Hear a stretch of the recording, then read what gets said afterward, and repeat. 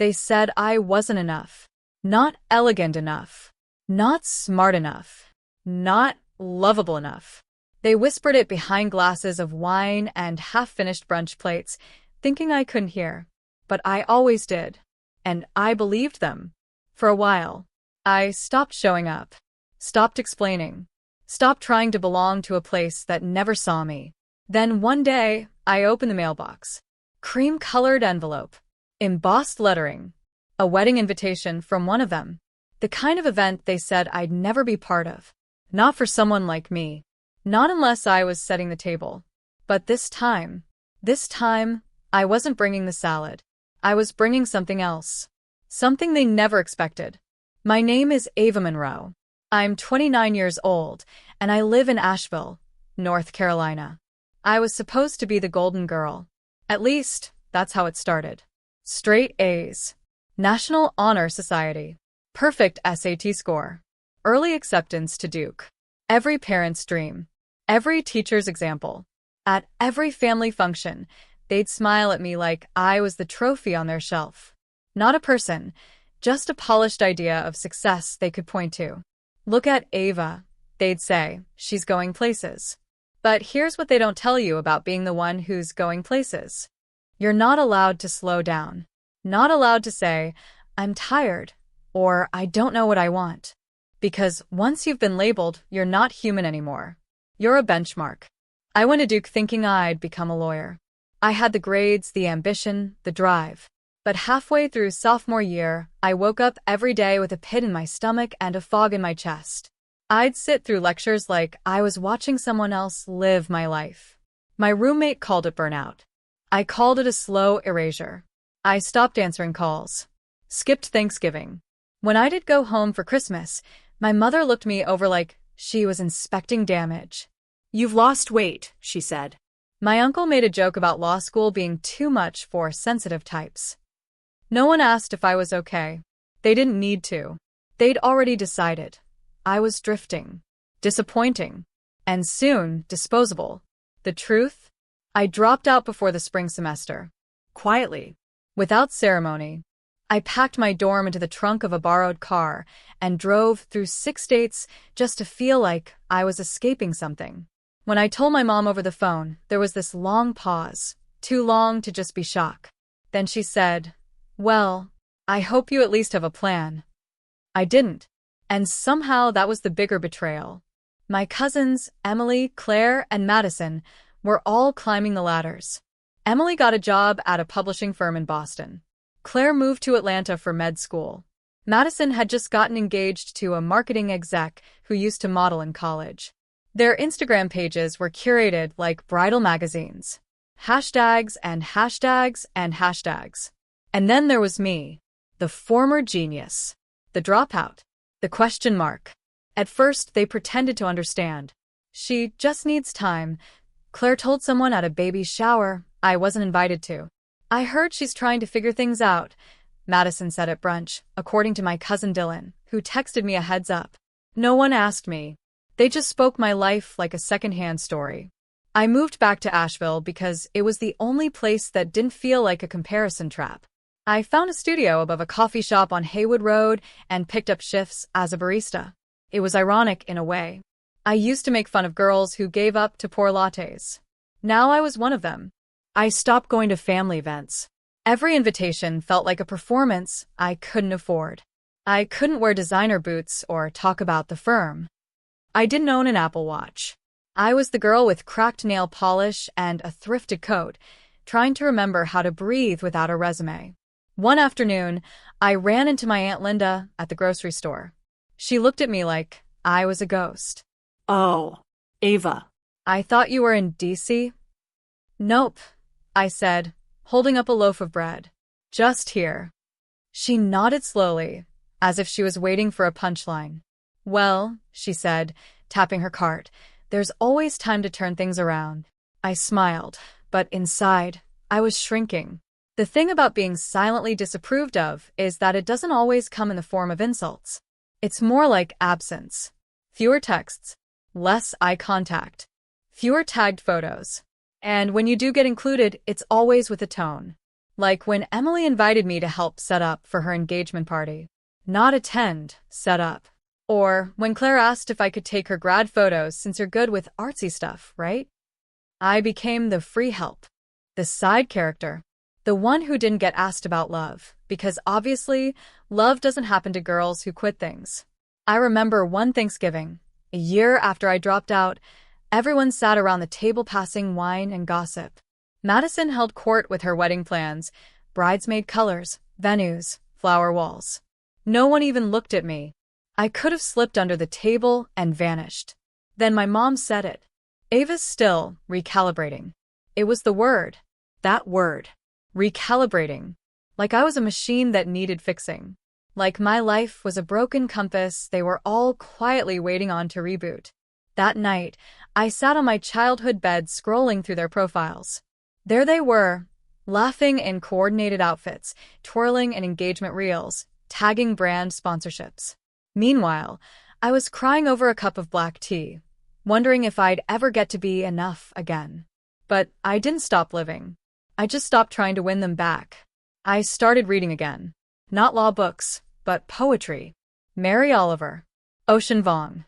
I'd go on walks with a notebook and scribble things that made sense only to me. I'd write lines like, "They crown each other with gold. I crown myself with sky." I knew it wouldn't impress anyone, but it felt like mine. I began volunteering at a local co-op that hosted art nights for underserved youth. I didn't have a degree or a title, but I had time. And I had hands. So I used them. We made vision boards and journals. I helped a little girl named Yasmin paint her future house, bright purple with lemon trees. "Where's your family?" she asked me once. I paused, then said, "They're somewhere else."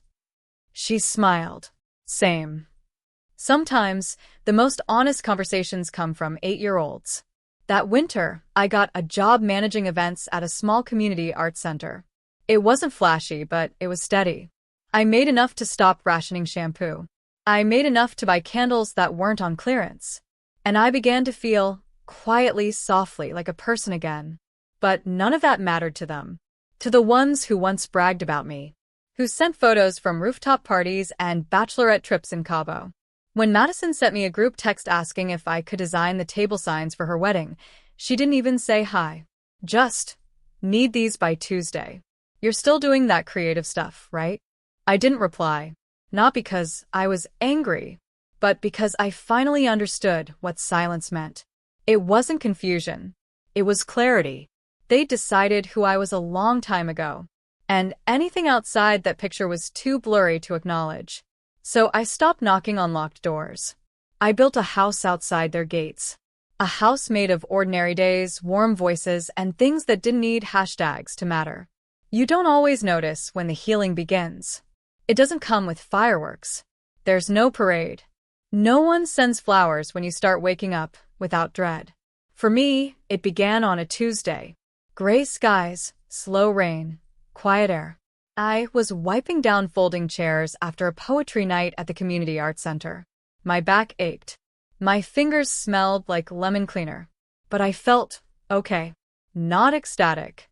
Not reborn. Just okay. And that was everything. That same week, I started running a weekly writing workshop for women who'd never been told their voice mattered. Most were older. Widowed. Divorced. Forgotten. We'd meet every Wednesday evening in the back room of the center. There were chipped mugs, a squeaky kettle, and plastic tubs full of markers and paper that had seen better years. We called ourselves the Quiet Pages. At first, they came hesitantly. Some didn't speak. Some just doodled. But slowly, almost reverently, stories began to surface. Edith was 72 and had never published a single poem, despite writing them since she was 14.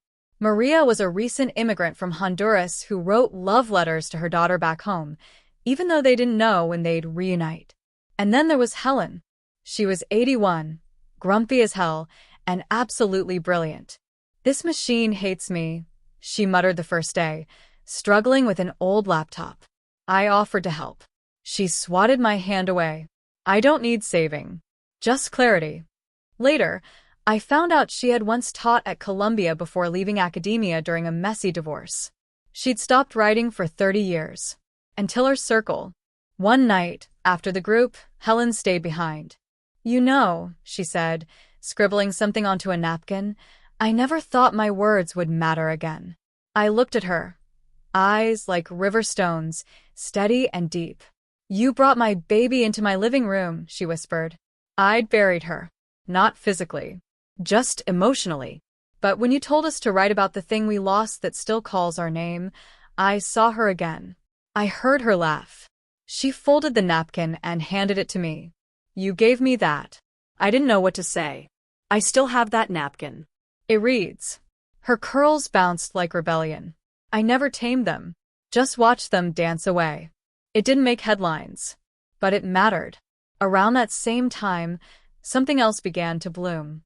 The center's director, Renee, noticed how full our little group had become. "You've got a wait list," she said, eyebrows raised. I laughed.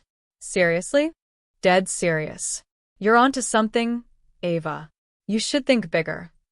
Bigger. That word used to terrify me. It meant pressure. Comparison. The fall. But this felt different. Organic. Not forced. So, I started organizing more events.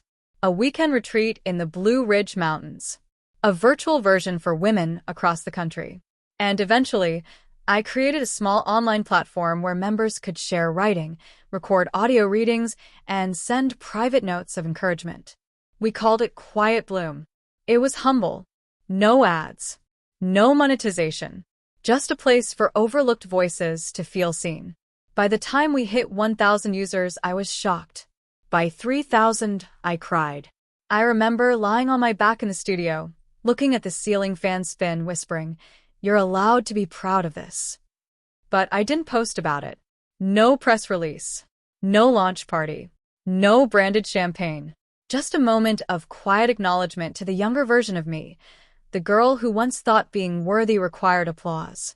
I kept working. I'd spend mornings planning events, afternoons mentoring new facilitators, and evenings replying to submissions from women who had never shared their truth out loud before. Some of their messages made me weep. I wrote about my miscarriage. No one else knew. I finally told the truth about my first marriage. He hit me. My daughter read my piece and said, "I didn't know you were this brave." It was holy work. Not in a religious way, but sacred, nonetheless. And still, no one from my old world noticed. Not my cousins. Not my aunts. Not even my mother. They didn't ask what I was doing. Or how I was. Or what it felt like to finally matter in a space not built on pedigree or polish. Once, Claire posted on Instagram, "So proud of all the women in our family. Doctors, lawyers, creatives." She tagged Madison and Emily. Not me. I wasn't surprised. Just tired. At that point, I wasn't angry anymore. Just done trying to be seen by people who only looked with eyes filtered through expectation. Then came the moment that nearly undid me. Madison's wedding announcement. A glossy card, thick as cardboard, with gold trim and calligraphy. I got it in the mail on a Sunday afternoon. It slipped from a stack of bills like it didn't know it carried a punch. I turned it over in my hands like a riddle. Inside, a line caught my eye. "We are honored to invite you as part of our story." Part of our story. That was rich. I hadn't even been a footnote in theirs for years. There was no personal note. No warm greeting. Just logistics. Time.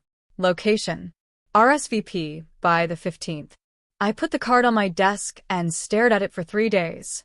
I didn't know if I was being tested, or insulted, or pitted. Maybe all three. On the 4th day, I pulled up the RSVP link. Just to see. That's when I noticed the wedding website had a section called Meet the Bridal Party. I clicked. Photos of bridesmaids in pastel dresses. Blurbs about how long they'd known Madison. And there, smack between Emily, cousin and college roommate, and Haley, maid of honor, was this line. "Ava Monroe, family artist. She'll be creating the live sketch board at our reception." I stared at it. Not only had they assumed I'd attend, they'd assigned me a role. Without asking. Without confirming. They didn't want me at the wedding. They wanted me to decorate it. That was the moment. Not of rage. Not of sorrow. But of total and complete clarity. I wasn't invisible to them. I was convenient. And I was done playing that role. I clicked no on the RSVP. Then I deleted the link. Not out of spite, but self-respect. 3 weeks later, I was sitting at the Quiet Bloom office, a converted storage room with ivy vines hanging down cracked walls, when I got a letter. No return address.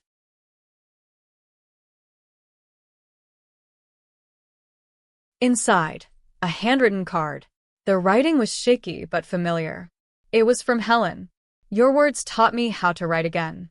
So I'm teaching a group of women in my building now. They meet every Thursday. I call them Blooming Late. Thought you'd like that. I laughed. And then I cried. Helen had passed the torch. What we built was spreading, like ivy through the cracks. I leaned back in my chair, staring at the dusty ceiling tiles, and whispered to myself. It didn't make headlines, but it mattered. Success looks different when no one's watching. It's not confetti or magazine covers. It's not dinners in sky-high restaurants or panels where people clap after you speak. Not at first, anyway. Sometimes, success is sending your 48th follow-up email and finally getting a yes. It's a 3 a.m. call with a woman across the country who whispers, "You saved me." It's a room full of strangers crying quietly to the sound of their own stories. Quiet Bloom had grown more than I ever imagined. What started as a once-a-week circle with 3 women and a broken kettle had turned into a living, breathing network of workshops, retreats, and digital sanctuaries. We'd onboard over 12,000 women from all across the US and parts of Canada. Some wrote. Some drew. Some just showed up and listened. Our monthly virtual salons had a waitlist. Our community support channel had volunteers in 6 time zones. We even received a grant from a nonprofit that supported trauma-informed creative spaces. I still remember the grant officer saying, "The numbers are compelling, but the testimonials, those are undeniable."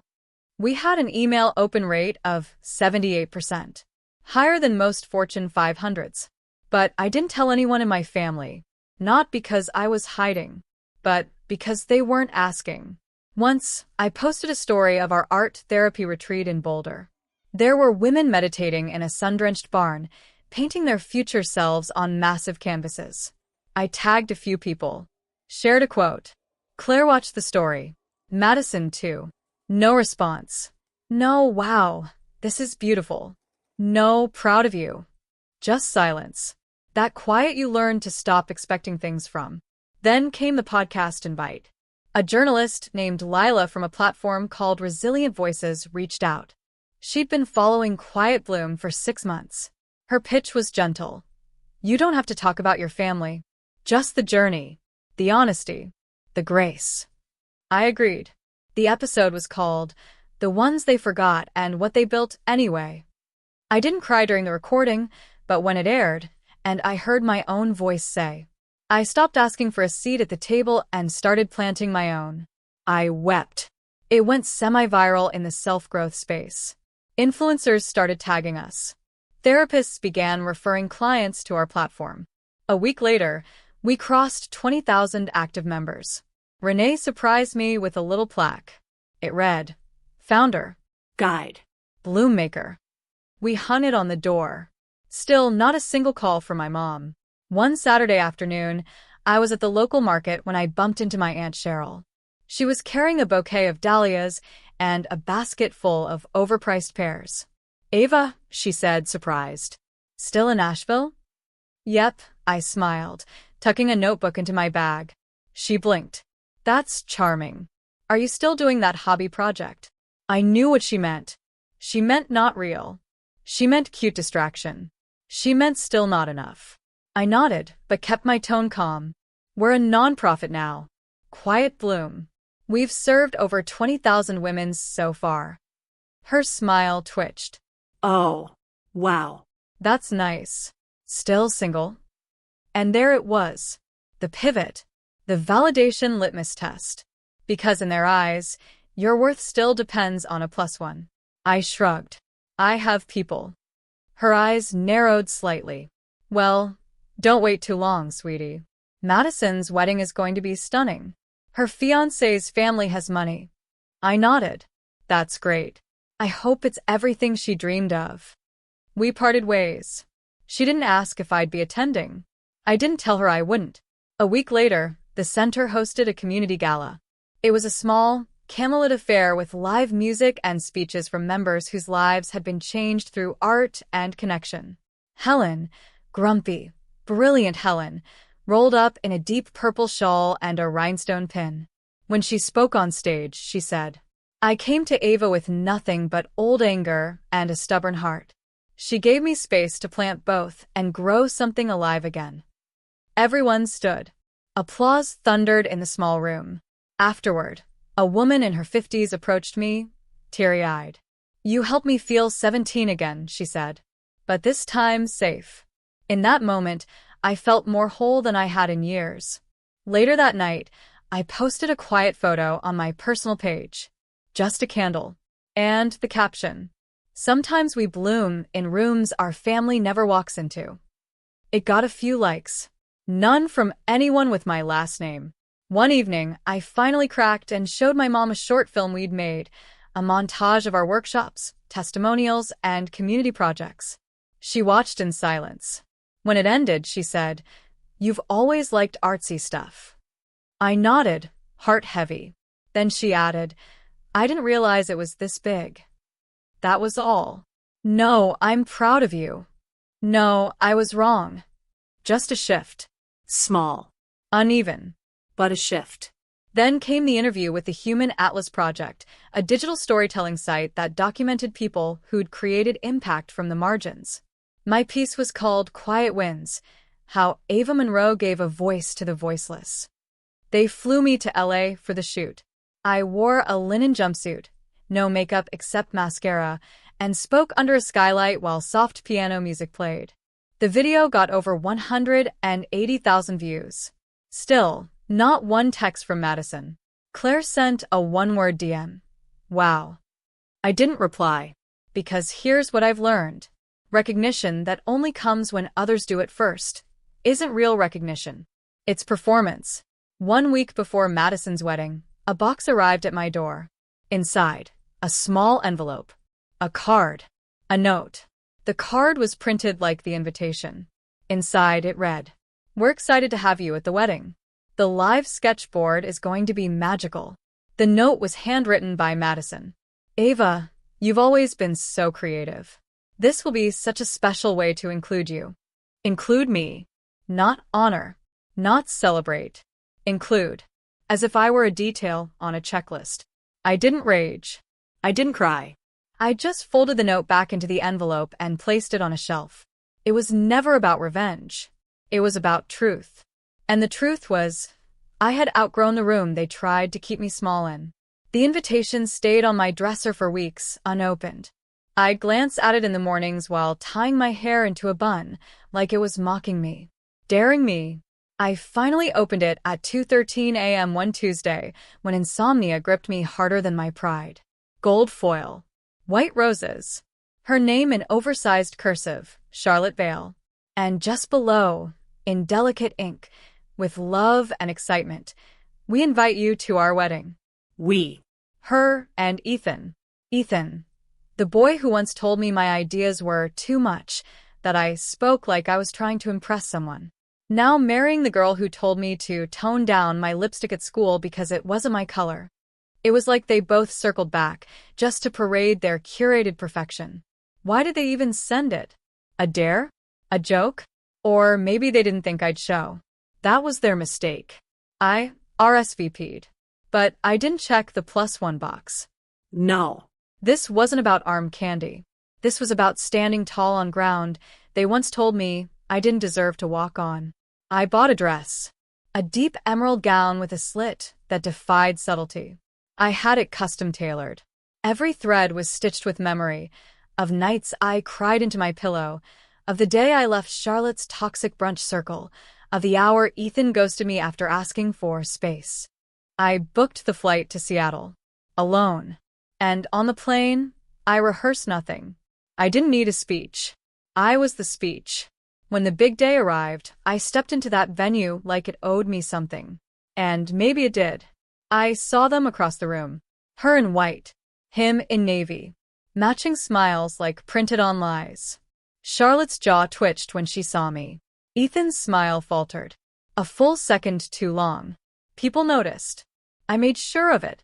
I greeted them with a warm, practiced grace, like nothing had ever happened. Like I hadn't spent years burying the pieces they broke. The champagne was crisp, the lighting perfect. And the photographer? He took a lot of photos of me. Funny how tables turn. Because that day, I wasn't the outsider. I was the uninvited reckoning that RSVP'd anyway. Dinner was served under chandeliers that sparkled like they were trying too hard. I sat at table 7, a little too close to the couple for it to be random. I saw the seating chart. Charlotte placed me there on purpose. Like bait. Fine. Let's dance. I listened to the speeches. Her father talked about Charlotte's elegance and restraint. His mother cried about Ethan finally finding someone who could ground him. The passive-aggressive notes were practically screaming. And then the DJ tapped the mic. Open floor. Anyone can give a toast now. A silence stretched out. Too long. Too awkward. My heart said no. But my spine said do it. I stood. Fork clinked against glass. Heads turned. Charlotte blinked. Ethan's mouth moved slightly, like he wanted to say something, but didn't. Hi, I said, voice calm. I'm Tessa. I used to know the bride and groom, once upon a different version of them. A few polite chuckles. I wasn't sure if I should come today. After all, it's not every day you get invited to the wedding of people who once said you weren't good enough. Gasps. Shifts in chairs. But I smiled. Charlotte once told me I'd never fit into her world. Ethan said I was too intense for someone he wanted to build a future with. A beat. But that's the thing about people who try to shrink you. Eventually, they build castles on the land they stole and forget you knew the blueprints first. Now they were frozen. I came here today not to make a scene, but to say thank you. I turned to them directly. You both taught me who not to become. And for that, I'm grateful. Truly. I raise my glass. To growth. To knowing your worth. And to finding your peace, even when you have to walk through fire to get there. I sipped. The silence afterward was deafening. But I didn't shrink. Not this time. I returned to my seat, heartbeat steady. Eyes locked on Charlotte, who now looked like her veil was choking her. Ethan stared into his glass like it might contain answers. It didn't, because the truth had already been served, and it was too hot to swallow. The rest of the evening unfolded like a slow-motion echo. No one approached me right away. But they looked. Oh, they looked. I felt the eyes of people who used to whisper behind my back, now trying to piece together the version of me that stood before them. The version they never thought I'd become. Poised. Composed. Untouchable. The wedding buzz turned muted, like someone had lowered the volume. Charlotte disappeared for a while. When she returned, her makeup looked touched up, but her smile couldn't quite fake it anymore. Ethan? He avoided me completely. It was strange. This wasn't revenge. It wasn't vengeance or pettiness or bitterness. It was just clarity. I didn't come to destroy their day. I came to reclaim the part of me they tried to erase. And in doing so, I didn't just take back my power. I became it. As the music picked up again and guests began to sway on the dance floor, I stepped outside for air. The cool breeze kissed my skin like a quiet applause from the universe. I pull my phone out, texting Layla. Toast complete.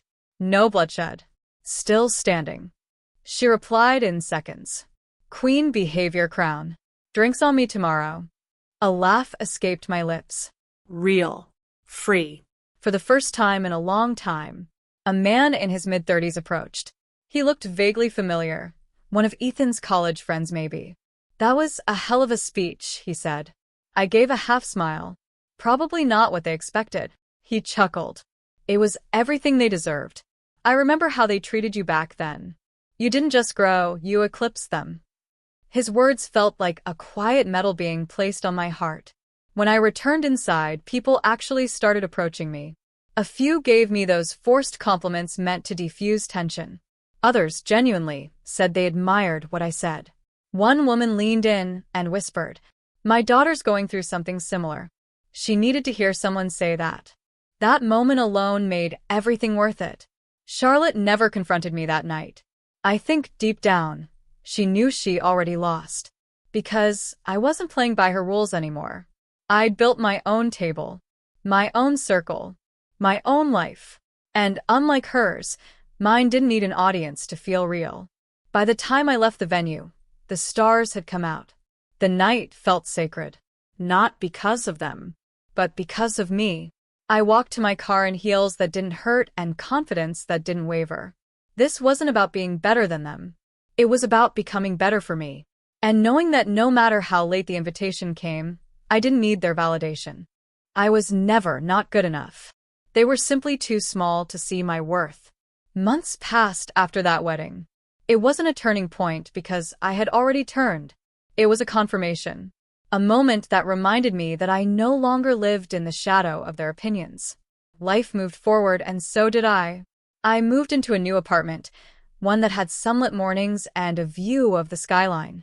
It wasn't massive, but it was mine. Every painting, every piece of furniture, every tiny plant on the windowsill, I chose it all. For the first time, I didn't decorate a space for aesthetics or approval. I created a space that felt like me. My career kept rising. A surprise feature in a niche digital magazine turned into a podcast interview. That turned into a guest panel at a conference. People I once looked up to now looked to me for insight. Sometimes I caught myself blinking at emails and messages with disbelief. Offers I once thought I'd never be good enough to receive. The funny thing is, when you stop chasing their version of enough, you start attracting everything meant for you. I started mentoring girls in my old neighborhood. Girls who were told they were too much, too loud, or not the right fit. I saw pieces of myself in them. The same fear, the same fire. And I promised them the same thing I'd promised myself years ago. You are allowed to take up space. You are allowed to rewrite the story. One evening, as I was closing my laptop after a long day of work, an email caught my eye. It was from Charlotte. Just a few lines. No apologies. No ownership. Just, "I hope you're well. Ethan and I are expecting. I thought you'd want to know." I stared at the screen for a long time. Not out of anger. Not even surprise. But because I felt nothing. No jealousy. No ache. Just peace. I didn't respond. Not because I was bitter, but because I had nothing left to say. They were chapters one had outgrown. Pages I no longer needed to reread. I wasn't curious about their life anymore. Because I was too in love with mine. Weekends meant hikes with Layla, wine nights that turned into dance parties in pajamas. They meant spontaneous trips, book club meetings, and laughing till my stomach hurt with people who saw me, not who they wanted me to be. I wasn't climbing a ladder anymore. I was planting roots. I didn't need applause. I didn't need revenge. I had freedom. I had joy. And that was the most powerful full circle of all. If you're watching this, Charlotte, Ethan, even the others who whispered behind my back and smiled to my face, this part is for you. I'm not reaching out for your validation. I'm not waiting for apologies. I'm simply giving voice to the version of me you tried to silence. You said I wasn't good enough. You said it in passing jokes, in subtle rejections, in the way you excluded me from your dreams while I was still trying to find my footing. You said it without saying it, when you celebrated others and made me feel like an afterthought. Like I was never invited to the table, only tolerated at the edge. And still, I loved you. Still, I rooted for you. Still, I believed I had to earn your affection, your approval, your acceptance. But here's what I've learned. Love should never feel like an audition. You made me believe that I was the one who lacked something, that I had to become smaller, softer, quieter in order to fit the mold you'd carved. But I was never broken. I just wasn't yours to shape. You sent me a wedding invite like it was a gesture of peace. But it felt more like a final performance, a reminder of everything I wasn't in your eyes. Still, I showed up. I didn't flinch. I didn't fold. because I needed to know for myself that I had finally outgrown that cage. And I had. So now, if you're listening, hear this with no bitterness, only clarity. I forgive you. Not because you deserve it, but because I do. I forgive you for the ways you dismissed me, ignored my growth, and mocked my efforts. I forgive you for the years I lost trying to earn a seat at your table. Because in the end, I built my own table. And the people around it don't need me to shrink. They meet me where I stand. You were once a pivotal part of my journey, and I don't regret that. You taught me what love shouldn't feel like. You taught me that approval from the wrong people will never satisfy the soul. So, thank you. Thank you for letting me fall, so I could rise on my own. Thank you for saying I wasn't good enough because it forced me to discover just how much I really am. I don't hate you. I don't envy you. I hope your life brings you the kind of healing I had to fight for in silence. And if you ever wonder how I made it without you, it's because I finally stopped asking for directions from people who never wanted me to arrive. I walked through the fire, yes, but now I shine. Let this be a reminder. Just because someone couldn't see your worth doesn't mean it isn't there. People will misjudge you. They'll define you by your past, your pain, or your pauses, but never by your potential. That's why it's dangerous to let their version of your story become the one you believe. I know what it's like to feel invisible, to give your best and be told it still wasn't enough, to sit in a room full of people and feel like your presence is tolerated, not treasured. But here's the truth I fought to find, and now I live by it. You don't need to be chosen by them, because you are already chosen by the life within you. Every setback, every door slammed in your face, every unkind word, those things didn't break you. They built you. They forged the voice you're just now learning to use. There was a time I thought being loved meant being approved of, that I had to hustle for my worth, soften my shine, and settle for crumbs. But no more. Now I understand. Real love doesn't shrink you. It celebrates you. So, if you're standing where I once stood, feeling like you're on the outside, like everyone's moving on while you're being left behind, please know this isn't the end. It's a redirection. Sometimes the universe will remove you from certain tables because your presence would have only been drained there. You were never meant to blend in. You were meant to break patterns and set new ones. Your story is still unfolding. The best chapters don't begin with being accepted. They begin with accepting yourself. They said I wasn't good enough. But I say, I was more than enough, just not for them. And maybe that's where the healing begins. Not in proving them wrong, but in proving to yourself that you were never broken. Just buried beneath the noise of their expectations. Now I live louder. I speak truthfully. I show up fully. Not because I need to prove anything, but because I finally know who I am. You will get there too. One day, the pain will pass. The noise will quiet. The doubts will fade. And when you look in the mirror, you'll see someone who walked through rejection and still rose with love in their chest. You'll realize it wasn't about being good enough for them. It was about becoming everything you were always meant to be, for you. Your story isn't over. It's just getting started. And I can't wait for the world to meet the version of you that never needed permission to shine.